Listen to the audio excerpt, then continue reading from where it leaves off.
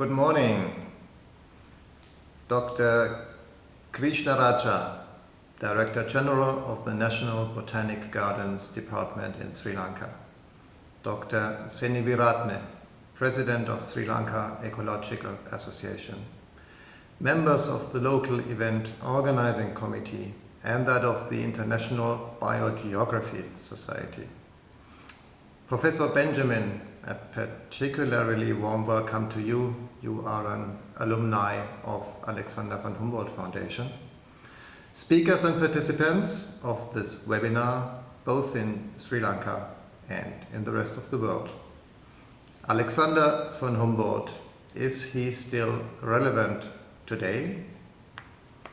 Ladies and gentlemen, welcome to International Humboldt Day. It gives me great pleasure to address you today. Thank you very much for the kind invitation. I am pleased that today's outstanding event can take place despite all the challenges we are facing these days. Today's event kind of prevailed over the corona pandemic. I guess this is very good news. In 2019, we commemorated Alexander von Humboldt's 250th birthday. On that occasion, a Humboldt year was celebrated in Berlin. Humboldt's wide-ranging oeuvre and extraordinary life were celebrated with widely visible events in the German capital. Humboldt's name is still extremely present in Germany these days. Several important institutions, schools, a renowned university, as well as Berlin's newest museum complex, housed in the rebuilt City Palace, bear all Humboldt's name. The state-of-the-art museum Humboldt Forum is one of the biggest cultural projects in Berlin's history. The museum will combine art, science, and history with exhibitions on world cultures, anthropology, and ethnology.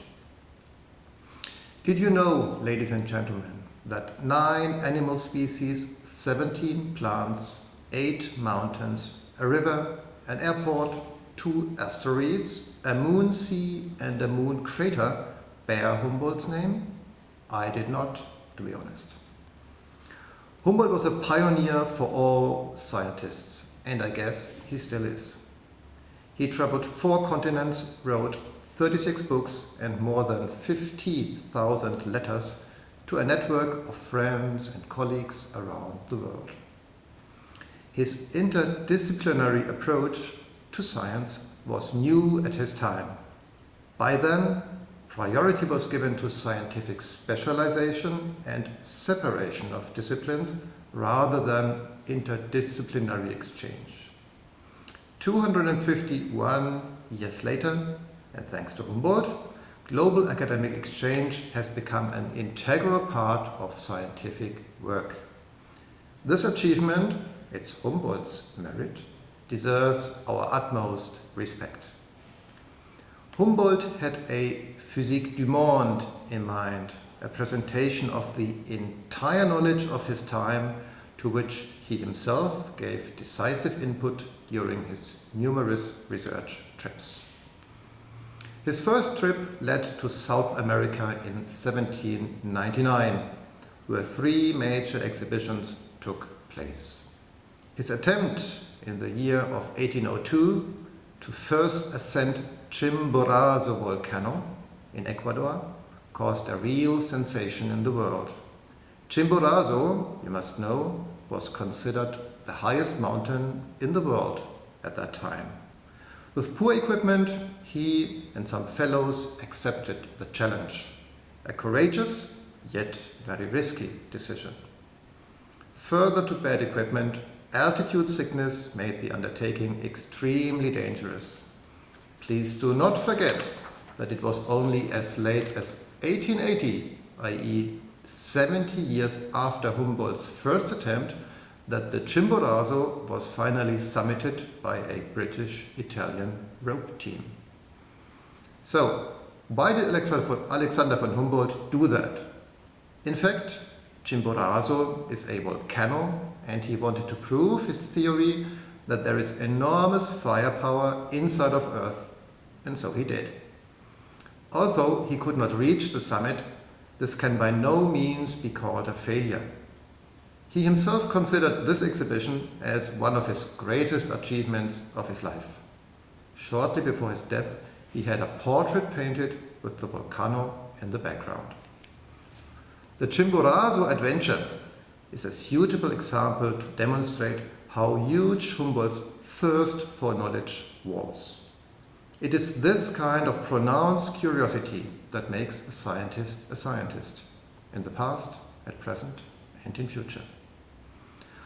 Humboldt understood that all things are connected, that there is interaction everywhere.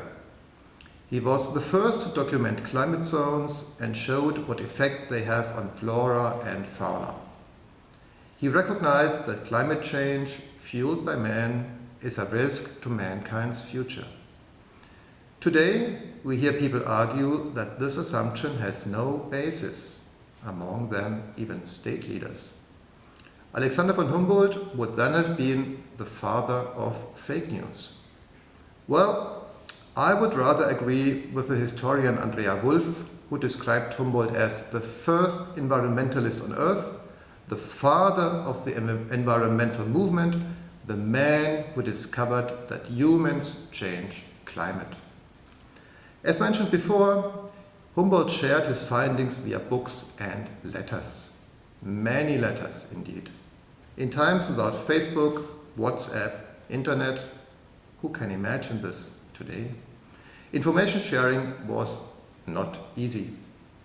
Humboldt shared and also checked his ideas via correspondence with other scientists. He connected with more than 2,500 individuals. This is a considerable number of followers. Maybe we should call him the first influencer. Finally, maybe importantly, it should not be forgotten that Humboldt was a humanist.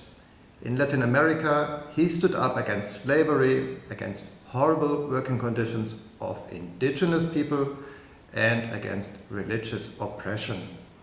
He respected everyone, no matter where he or she came from or what he or she looked like. With this respect, tolerance, and open-mindedness, Humboldt left a widely visible mark on Earth too. Ladies and gentlemen, I hope to have adequately demonstrated that Alexander von Humboldt is still meaningful today. My question raised at the beginning of my remarks has thus been answered. Yes, Humboldt definitely is still relevant to us today, quod erat demonstrandum. Thank you very much.